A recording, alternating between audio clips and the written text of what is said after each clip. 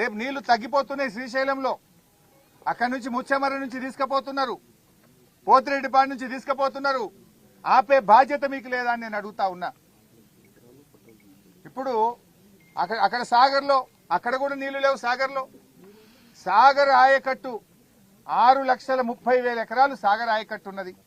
2,50,000 ఎకరాలు మహబూబ్ నగర్ లో ఉన్నది. దాదాపు 10 లక్షల ఎకరాల ఆయకట్టు ఉన్నది.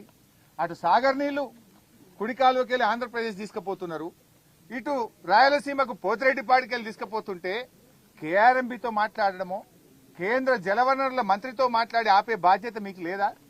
బీఆర్ఎస్ పార్టీ ముళ్లు గట్టబట్టి పొడిస్తే తప్ప ఈ ప్రభుత్వం నిద్రలేస్తలేదు. ఒక్కసారి కాదు, మీరు చూశారు మొదటి కేఆర్ఎంబీ మీటింగ్ లోనే మన ప్రాజెక్టులన్నీ కూడా కేఆర్ఎంబీకి అప్పగిస్తూ ఆ రోజు ఒప్పుకొని వచ్చిండ్రు. వెంటనే మా నాయకుడు కేసీఆర్ స్పందించి 10 ఏళ్లు మేము అప్పజెప్పలేదు, సెక్షన్ 3 కింద కృష్ణా నదీ జలాల పంపిణీ అయ్యే వరకు ప్రాజెక్టులు ఇవ్వమని చెప్పినాం, నువ్వు ఎట్లా ఇస్తావు అని కేసీఆర్ గర్జిస్తే అప్పుడు మేల్కొని అసెంబ్లీ పెట్టి లేలే మేము ప్రాజెక్టులు ఇవ్వం, మేము వాపస్ తీసుకుంటున్నాము అని అసెంబ్లీలో ఏకగ్రీవ తీర్మానం చేసిండ్రు. ఎప్పుడు కేసీఆర్ గర్జిస్తే మీరు తీర్మానం చేసిండ్రు.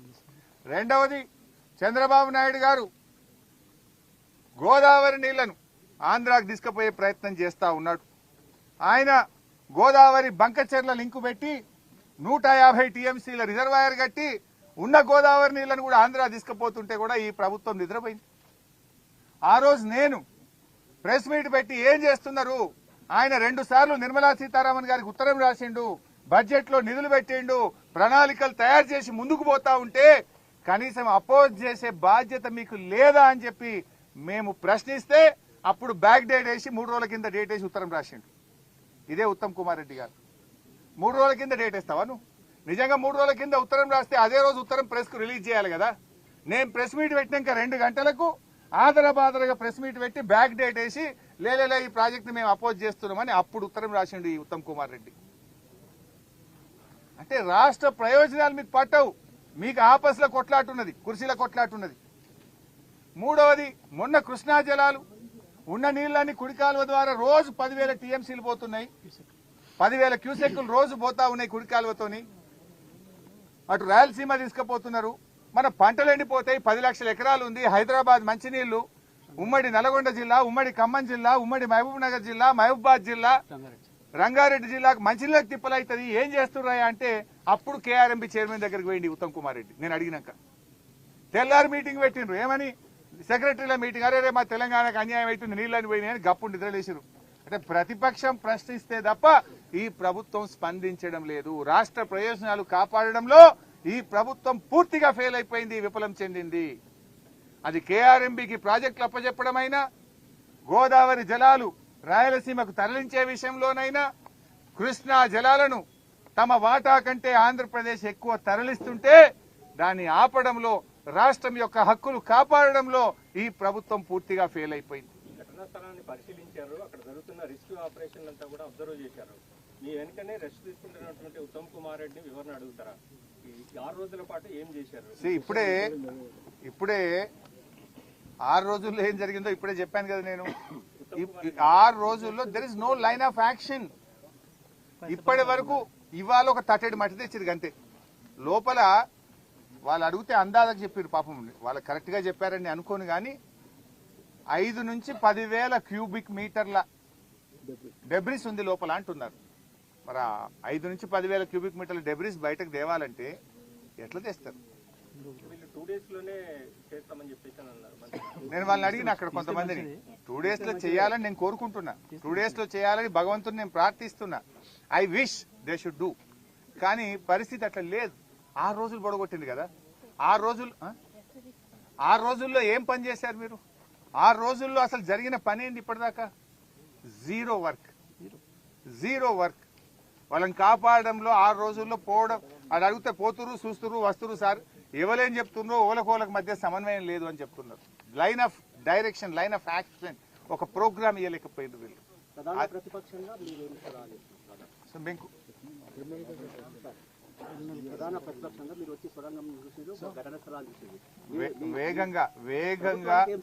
వేగంగా సహాయక చర్యలు చేపట్టండి. డెబ్రిస్ ను ఆ కన్వేయర్ బెల్ట్ ను వెంటనే మరమ్మతు చేసి కన్వేయర్ బెల్ట్ మీద ఫాస్ట్ గా డెబ్రిస్ అంతా బయటకు తీసుకొచ్చే ప్రయత్నం చేయండి. 3 షిఫ్ట్లలో కూడా అవసరమైతే అదనపు ఎన్డీఆర్ఎఫ్ బృందాలను సింగరేణిలో కోల్ మైనింగ్ లో అండర్ గ్రౌండ్ మైనింగ్ చేసేటువంటి టాలెంటెడ్ మైనర్స్ ను పిలిచి లోపలుండే డెబ్రిస్ ను ఆ ట్రైన్ ద్వారా కూడా తీసుకురండి. అదేవిధంగా మన కన్వేయర్ బెల్ట్ ద్వారా కూడా తీసుకురండి. సైమల్టేనియస్ గా రౌండ్ ద క్లాక్ 3 షిఫ్టుల్లో పనిచేసి వారిని కాపాడి వారిని తొందరగా బయటకు తెచ్చే ప్రయత్నం చేయాలని చెప్పి మేము కోరుతాం. అంత పెద్ద మిషన్ చేసి వాటిని బయటకు తీసుకొచ్చే అవకాశం ఉందంటారా? ఎన్డీఆర్ఎఫ్ తో మాట్లాడారు కదా. మిషన్ బయటకు తేవాల్సిన అవసరం లేదు. ఇప్పటికిప్పుడు ముందు డెబ్రిస్ తీస్తే ముందు మనం ఆ 8 మందిని మనం కాపాడుకోవాల్సిన అవసరం ఉంది. వాళ్ళకి ఇంతవరకు ఆక్సిజన్ పంపే ప్రయత్నం మనం జరగాలి కదా. ఆ లోపల ఉన్న వాళ్ళకు వివిధ సోర్సెస్ లో మరి ఏ రకంగానన్నా ఇంకా లోపలికి పంపే ప్రయత్నం కానీ వాళ్ళని కాపాడుకునే ప్రయత్నం జరగాలి. ఇప్పుడు ఆ డెబ్రిస్ తర్వాత ఏముందో ఎవరికీ కనబడడం లేదు. మరి 6 రోజుల్లో ఇంతవరకు ఎందుకు డెబ్రిస్ తీయలేదు? ఎందుకు ఒక లైన్ ఆఫ్ యాక్షన్ చేయలేదు? ఎందుకు కన్వేయర్ బెల్ట్ ను ఆపరేట్ చేయలేదు? ఎందుకు ఉన్నటువంటి ఎగ్జిస్టింగ్ ట్రైన్ ద్వారా మీరు ఫాస్ట్ గా అక్కడ ఉండేటువంటి మడ్ ను కానీ డెబ్రిస్ ను తెచ్చే ప్రయత్నం చేయలేదు? ఒకవేళ ఆ మిషన్ యొక్క పార్ట్స్ అడ్డంగా ఉన్నాయి, అవి తొలగించడానికి ఇప్పుడు ఏదో అనుమతిస్తే ఇవాళ కట్ చేయడానికి పోయిందన్నారు. ఈ పని ఏదో 5 రోజుల కిందనో 4 రోజుల కింద ఎందుకు చేయలేదు? This is what we are asking. So fine.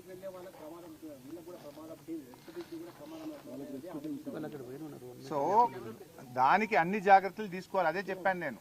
National institute of rock mechanics కానీ అదేవిధంగా నేషనల్ జియాలజికల్ సర్వే ఆఫ్ ఇండియాను కానీ చెయ్యాలి. మీరు ఇప్పుడు వైసాబ్ ఇదేమి మేము కాళేశ్వరం ప్రాజెక్టులో 203 కిలోమీటర్ల టనల్ తవ్వాం, 203 కిలోమీటర్స్ టనల్ తవ్వాం. పాలమూరు దిండి ఎత్తిపోతల పథకంలో దాదాపు 100 కిలోమీటర్ల టనల్ తవ్వాం బీఆర్ఎస్ హయాంలో, 100 kilometres. Of course that tunnel is different, this tunnel is different. కానీ రిస్క్ ఆల్మోస్ట్ అదే రకమైనటువంటి జాబ్ ఉంటుంది. సో అలాంటిది మేము అక్కడ కూడా వచ్చింది. కాళేశ్వరంలో ప్యాకేజ్ 7లో టనల్ మొత్తం కొలాప్స్ అయింది. 30 మీటర్లు గాలికి ఆకాశానికి సూర్యకిరణాలు వచ్చి టనల్ లోపల పడ్డాయి. అయినా మేము ఎక్స్పర్ట్స్ ను జమ్మూ కాశ్మీర్ నుంచి పిలిచాం, దాన్ని హ్యాండిల్ చేసినాం, జాగ్రత్తగా దాన్ని పూడ్చి ఇవాళ అద్భుతంగా దాని నుంచి ఇవాళ నీళ్లు ప్రవహిస్తున్నాయి. ఆ నీళ్లు ఇవాళ కాళేశ్వరం ప్రాజెక్టులో భాగంగా పంట పొలాలకు, హైదరాబాద్ కు, తెలంగాణకు ఇవాళ త్రాగునీరు కూడా అందిస్తా ఉన్నాం. చర్యల గురించి ప్రభుత్వం నిజం చెప్తుందని అనుకుంటున్నారు.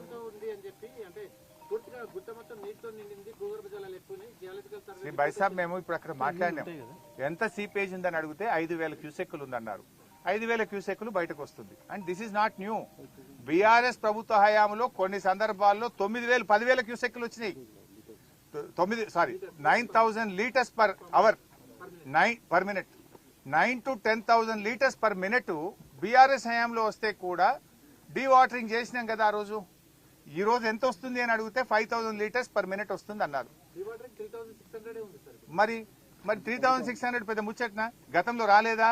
దానికి ఆల్రెడీ సెటిల్డ్ సిస్టమ్ ఉంది. అదేదో కొత్తగా వచ్చింది, నీళ్లు బాగా వచ్చినాయి అని చెప్తున్నారు మీరు.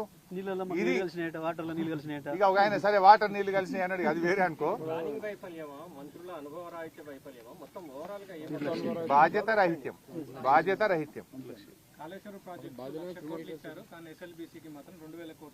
ఇప్పుడు చెప్పాను కదా బ్రదర్, వినలేదా మీరు? 3,300 కోట్లు 9 ఏళ్ల కాంగ్రెస్ హయాంలో ఖర్చు పెడితే 3,900 కోట్లు బీఆర్ఎస్ హయాంలో ఖర్చు పెట్టాము. 600 కోట్లు వాళ్ళకంటే ఎక్కువ ఖర్చు పెట్టాము. పైగా మాకు 2 కరోనా సంవత్సరాలు వచ్చినాయి. పెద్ద ఎత్తున వాటర్ సీపేజ్ వచ్చి పనులు ఆగిపోయినాయి. 2 టన్నెళ్లకు కూడా బేరింగులు పోయినాయి. ఇప్పుడు మనం పోయిన టన్నెల్ది బేరింగ్ పోయింది. ఆ రోజు మా ప్రభుత్వం వచ్చినప్పుడు బేరింగ్ పోతే 100 కోట్ల రూపాయలు అడ్వాన్స్ ఇచ్చి కొత్త బేరింగ్ తెప్పించి మెషిన్ లో ఫిట్ చేయించి పనులు ప్రారంభించినాం. ఆనాడు బీఆర్ఎస్ అధికారంలో రాకముందు కాంగ్రెస్ గవర్నమెంటే ఉండే. ఇదే ఉత్తమ్ కుమార్ రెడ్డి గారు మంత్రి, ఇదే నల్గొండ జిల్లాలో. ఆయన పులిచింతల మాత్రం దగ్గరుండి పోలీసు వాళ్ళని పెట్టి మన తెలంగాణ వాళ్ళని ముంచి ఆంధ్రకు నీళ్లు ఇచ్చే ప్రాజెక్ట్ ఏమో చాలా జాగ్రత్తగా గట్టించిండు. కానీ ఇదే టనల్లో బేరింగ్ ఫెయిల్ అయితే ఆ రోజు కిరణ్ కుమార్ రెడ్డిని అడగలే. మళ్ళీ మా ప్రభుత్వం వచ్చినాక ఆల్ పార్టీ మీటింగ్ పెట్టి 100 కోట్లు అడ్వాన్స్ ఇచ్చి ఆ బేరింగ్ అమెరికా నుంచి తెప్పించి వేయించి పనులు ప్రారంభించాం. ద అదర్ సైడ్ కూడా అక్కడ కూడా బేరింగ్ ఫెయిల్ అయితే దానికి కూడా 100 కోట్ల రూపాయలు అడ్వాన్స్ ఇచ్చి ఆ బేరింగ్ కూడా తెప్పించి పనులు చేయించాం. అంటే మేము ఎంత సిన్సియర్ గా ఉన్నామని. నిజంగా మేము పక్కన పెడితే అఖిలపక్షం పిలిచినాం. జానారెడ్డి గారు ఆ రోజు ఎల్ఓపి నాయకుడిగా అఖిలపక్షం మీటింగ్ కు అసెంబ్లీలో హాజరైంది. వీళ్ళిద్దరు కూడా వచ్చిండ్రు. కోమటిరెడ్డి గారు, ఉత్తమ్ కుమార్ రెడ్డి గారు కూడా అఖిలపక్షం మీటింగ్ ఆ రోజు కేసీఆర్ గారు ముఖ్యమంత్రిగా ఆయన అధ్యక్షతన జరిగిన మీటింగ్ వీళ్ళు ముగ్గురు కూడా వచ్చారు. వీళ్ళే అడిగితే 100 కోట్లు అడ్వాన్స్ ఇచ్చి కూడా పనులు చేపించాం. అంటే 2 సార్లు బేరింగ్ ఫెయిల్ అయితే 2 సార్లు 100 కోట్ల రూపాయలు అడ్వాన్స్ ఇచ్చి పనులు ముందుకు తీసుకుపోయే ప్రయత్నం చేశాం. డీవాటరింగ్ ప్రొవిజన్ లేకపోతే ప్రాజెక్టు పూర్తి కావాలనే మంచి ఉద్దేశంతో డీవాటరింగ్ కు ప్రభుత్వం సమ్మతించి కూడా పనులు ముందుకు తీసుకుపోయే ప్రయత్నం మేము చేశాం. 15 నెలలు ఇప్పుడు బేరింగ్ రిపేర్ ఇవాళ ఇంకోటి అంటున్నారు మీరు. ఒక మిత్రుడు అడిగాడు పని. కాంగ్రెస్ గవర్నమెంట్ వచ్చి 15 నెలలు అయింది. 15 మీటర్లు తవ్విండ్రా వీళ్ళు? మరి 15 నెలల కాంగ్రెస్ ప్రభుత్వంలో 15 మీటర్లన్నా మీరు తవ్విండ్రా అని నేను అడుగుతున్నా. మమ్మల్ని అడుగుతున్నారు కదా. సరే, మేము సమాధానం చెప్పినాం.